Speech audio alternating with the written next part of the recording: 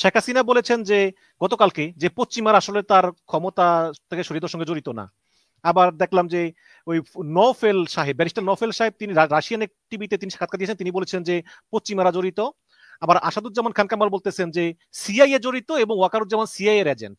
তাহলে তারা বলতেছেন এক কথা, শেখ হাসিনা বলতেছে যে না, এর সঙ্গে আমেরিকা জড়িত না। তাহলে আমরা কোনটা সঠিক মনে করব?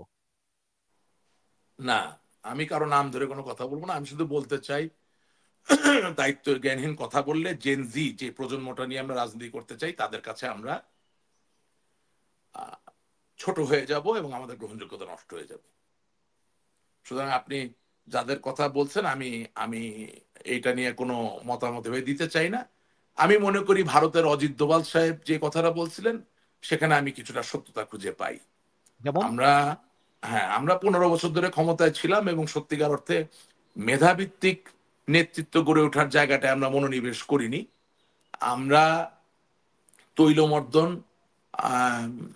এবং নিজেদেরকে নিজেরা কিভাবে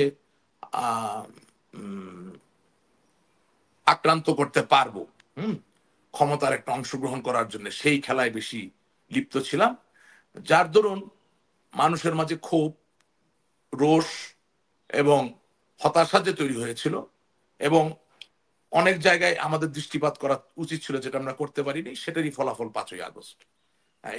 এইসব এই মুখরোচক কথাবার্তা বলার কোনো মানে হয় না। কারণ কি, আপনি সিআইএতে যায় বাংলাদেশের ডেস্কটা দেখেন, ছোট একটা টুলের সমান ডেস্ক হবে।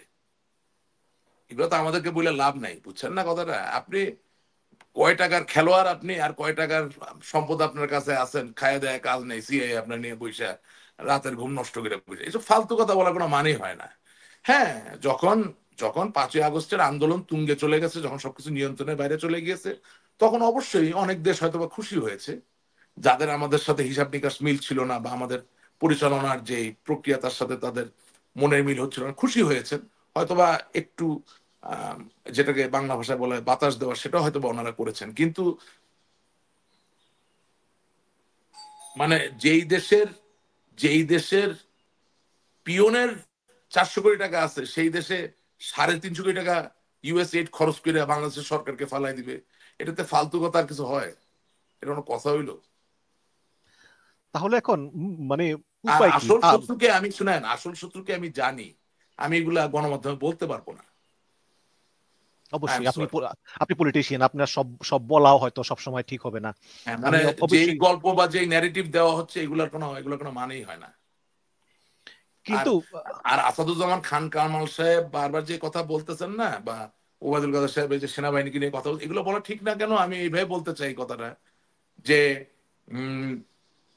প্রথম কথা হচ্ছে ওয়াকারুজ্জামান সাহেব একদম ডাইরেক্ট সেখানে আত্মীয়। তাইলে ওনাকে সেনা প্রধান বানাইছে কি কাজী মিশন? ওনাকে কি রাশেদ খান বানিয়েছে? না, এটা তো যারা ক্ষমতায় ছিলেন তারা বুঝে শুনে বানিয়েছেন, হয়তো হিসাবে না মিলতে পারে। কিন্তু তারপরে একটা কথা বলি, 612 জন যে রাজনৈতিক ব্যক্তি বিভিন্ন ক্যান্টনমেন্টে আশ্রয় নিলেন, সেটা কি আনসারের ক্যান্টনমেন্ট নাকি সেনাবাহিনীর ক্যান্টনমেন্ট? সেখানে তারা জায়গা সেনাবাহিনীর। নিলেন কেমনে? তারা সশরীরে বেঁচে গেলেন কিভাবে? সুতরাং সবসময় সব বাহিনী, সব সংগঠন একদম আপনার মনের, আপনি যেভাবে চাবেন আপনার বাড়ির কাজের লোকের মতো কাজ করবে, এটা মনে করার কোনো কারণ নাই। এটাই তো আমাদের বিপদের কারণ হয়ে গেছে, যে আমরা আসলে কারো কাছ থেকে কোনো কথাই শুনতেছিলাম না, আমাদের যা মনে হচ্ছিল ওইটাই করতে হবে। এইসব এই একরকমের জন্য তো আমরা আজকে এই জায়গায়। হ্যাঁ, তো ওগুলোর ভিতরে যাওয়ার দরকার নেই। আমরা যেই ভাষায় এখনো কথা বলতেছি, আপনি মনে করেন এটা কোনো রাজনৈতিক ভাষা? শোনা না, বঙ্গবন্ধুকে আপনি জীবন অস্বীকার করতে পারবেন না, যত মুরাল ভাঙেন, যত মূর্তি ভাঙেন, যা পারেন করেন, এই নাম মুছবে না। কেন মুছবে না? কারণ অস্বীকার করতে পারবেন না, অপছন্দ করতে পারবেন না, অস্বীকার করতে পারবেন না। না না না, এটা আপনার অপছন্দ করা। আমি বঙ্গবন্ধুকে যে জায়গা থেকে দেখি, সেখানে আপনি অপছন্দ করলে কি যায় আসে? কি যায় আপনি আসে? ঠিক আছে। আপনি বাংলাদেশের পাসপোর্ট নিয়ে ইংল্যান্ডে আসছেন, এখন আপনি বঙ্গবন্ধুরে পছন্দ করেন না, ওতে বঙ্গবন্ধুরে বা কি যায় আসে আর বাংলাদেশের বা কি যায় আসে? কিন্তু হাতে তো ওই যে বললাম, বাংলাদেশের পাসপোর্টই। অস্বীকার করতে পারবো না, কারণ না না, জন্মের আমি কি সঙ্গে তার বলি, নাম আপনি আছে। আপনি আমার কথাটা বুঝেন নাই তো। আমি কি বলতে, আবার বলতেছি, আপনি কথাটা বোঝার চেষ্টা করেন আমি কি বলি। আমি যেটা বলি, কিছু মানুষ পছন্দ অপছন্দের ঊর্ধ্বে উঠে যায়, ঠিক আছে? ঐতিহাসিক কিছু মানুষ থাকে, পছন্দ আর অপছন্দ করা কিছু তাদের যায় আসে না ভাই। গৌতম বুদ্ধ দুনিয়ায় আইসা হিন্দুদের যে কাস্ট সিস্টেম, সেটার বিরুদ্ধে একটা নতুন ধর্ম প্রচলন করছেন। হ্যাঁ, এখন আপনি এর পছন্দ করেন আর না করেন, তাতে তার কি যায় আসে? তো এগুলা এগুলা এগুলো হচ্ছে ফিউটাইল আলাপ। বঙ্গবন্ধু আপনাকে বাংলাদেশ দিয়ে দিছে, এখন আপনি এত বড় অর্বাচীনের অর্বাচীন যে ওই স্বাধীন দেশে বসে আপনি বঙ্গবন্ধুকে পছন্দ করেন না। ভেরি গুড, বাজাও তালি, আলহামদুলিল্লাহ, গুড। এটা তো একটা লোক যে নির্বোধ হয় সেটা একটা প্রমাণ। তো একটা নির্বোধ লোককে নিয়ে তো আমরা চিন্তা করবো না। আপনি কি মনে করেন যে পশ্চিমারা আসলে একটা রিফাইন্ড আওয়ামী লীগ আনার চেষ্টা করতেছে? এই যে গতকালকেও দেখলাম কিছু কূটনীতিক বৈঠক করলো উপদেষ্টাদের সঙ্গে, আবার আরেক উপদেষ্টার সঙ্গে, মানে পশ্চিমারা আসলে কি ভাবতেছে, এখন পর্যন্ত কোনো প্ল্যান আছে আসলে কিনা যেটা রিফাইন্ড পশ্চিমেরা আওয়ামী কি লীগ? চায় এটা আপনারা আজ পর্যন্ত বুঝতেই চান নাই। পশ্চিমারা ভাই টাকা পছন্দ করে, টাকা, সম্পদ পছন্দ করে। অর্থনীতিতে একটা যুগ আছে, ওইটাকে বলা হয় মার্কেন্টাইলিস্ট এরা। এই সময় এই Christopher Columbus, Vasco da Gama, হ্যাঁ, ক্যাপ্টেন কুক, তারা জাহাজ টাজ নিয়ে পৃথিবীর বিভিন্ন জায়গায় চলে যেত। যাইয়া ধরেন মশলা থেকে শুরু করে, স্বর্ণ আহরণ থেকে শুরু করে বিভিন্ন সম্পদ নিয়ে আসতো তাদের দেশের জন্য, নিজেরাও ইয়ে করতো এবং অন্যদের জন্য, মানে রাষ্ট্রের জন্য, অর্থাৎ তৎকালীন যে রাজা রানী বা সম্রাট সম্রাজ্ঞী ছিলেন তাদের জন্য, তাদেরও যে এনরিচমেন্টের যে জায়গাটা, এটা এনশিওর করতেন। ঠিক আছে না? তো এখন কথা হচ্ছে যে সর্বযুগে তো আর এইভাবে জাহাজ চালায় গিয়া, দাস বানাইয়া, চাবুক মাইরা, অস্ত্র মাইরা, দুর্গ বানাইয়া তো সম্পদ তৈরি করা যায় না। আধুনিক যুগে মানুষ একটু বোমা না ফুটিয়ে, গুলি না মেরে, তলোয়ার যুদ্ধ না করে, চাবুক না মেরেও অর্থ সম্পদ আহরণ করতে চায় এবং সম্পদের পর্বতে আরোহণ করতে চায়। পশ্চিমারাও তাই চায়। এখন ঘটনা হচ্ছে যে এটার ভাষা এক এক সময় এক এক রকম হয়। কখনো এর ভাষা হয় আমরা গণতন্ত্র চাই, কখনো এর ভাষা হয় আমরা মানবাধিকার চাই, কখনো এর ভাষা হয় আমরা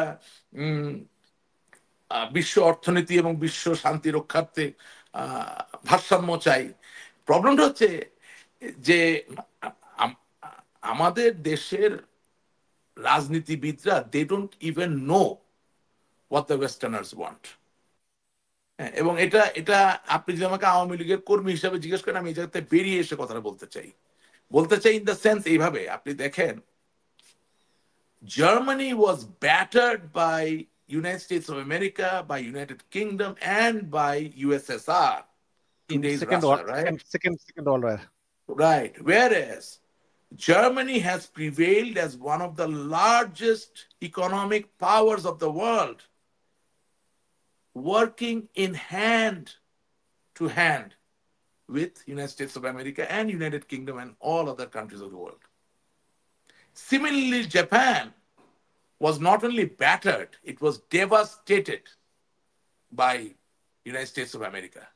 যেখানে হিরোশিমা নাগাসাকিতে পারমাণবিক বোমা ফেলে সম্রাট হিরোহিতোকে হাঁটুর মধ্যে বসায়া দিয়া আত্মসমর্পণ করাইয়া আজকে তারা জয়ী হয়েছিল, এবং সেখান থেকে ওই জাপান তার চিরশত্রুর সাথে হাত মিলাইয়া চলে চলে আজকে পৃথিবীর অন্যতম বিশাল অর্থনৈতিক শক্তি।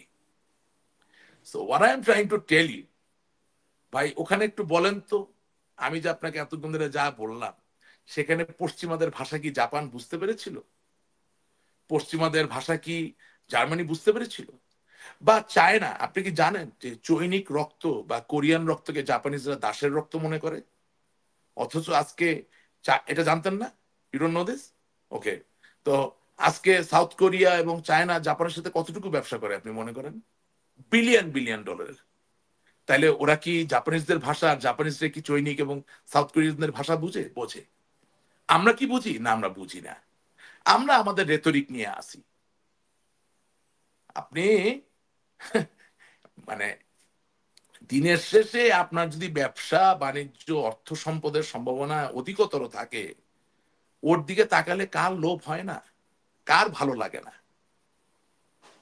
আমরা তো সেই জায়গাটায় 54 বছর ধরে যেতে পারছি না, যেতে চাচ্ছি না। আমরা বুঝেও না বুঝার ভান করি। This is the reality. So আপনি যখন পশ্চিমাদের নিয়ে কথা বলেন, আমি শুধু আপনাকে একটা কথাই বলতে চাই, যদি এখানে যুদ্ধ বিগ্রহ গৃহযুদ্ধ হইলে পশ্চিমারা ধর্নাঢ্য হয়, তারা ওইটাই করাবে।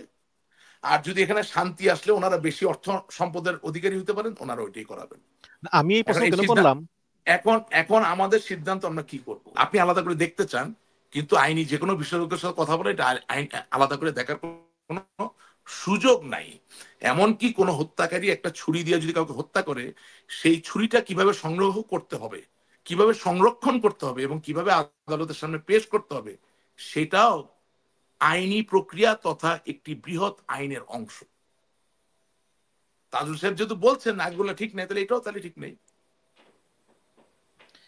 এখানে আপনার কথা 50% আমি সঠিক ধরে নিলাম, কারণ এখন ওনার উচিত ছিল, আইন দ্বারা হতে জিজ্ঞেস পারে। করলেন, আপনি যেহেতু জিজ্ঞেস করলেন, ওনার উচিত ছিল আগের আইনি প্রক্রিয়ায় যে ভুল ত্রুটিগুলো ছিল ওগুলো যাতে আর না করা যায়, সেগুলো ঠিক করে নিয়ে এসে তারপরে বিচার কাজ করা।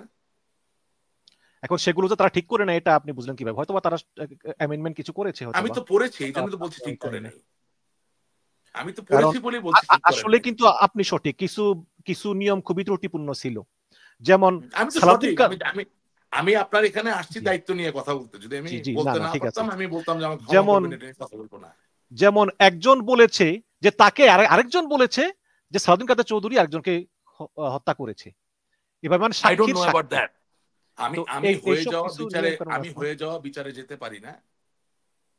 আমি হয়ে যাওয়া বিচারে যেতে পারি না। এবং আমি মনে করছি যে আমি যেটুকু পর্যন্ত আপনাকে বলেছি, আপনি অনুষ্ঠানটি খন্ড খন্ড করে কেটে কেটে সারা পৃথিবীতে ছড়িয়ে দিবেন, এই তো আপনার সাথে শেষ অনুষ্ঠান হবে না। নিশ্চয়ই আমার দেওয়ার যুক্তির ব্যাপারে অনেক অনেক মতামত দিবে। কিছু লোক গালিগালাজ করবে না বুঝে শুনে, আর কিছু লোক গঠনমূলক কথা বলবেন। আমরা আবার কথা বলবো, অসুবিধা কোথায়? আজকে সব শেষ করতে হবে এমন তো কোনো কথা নেই।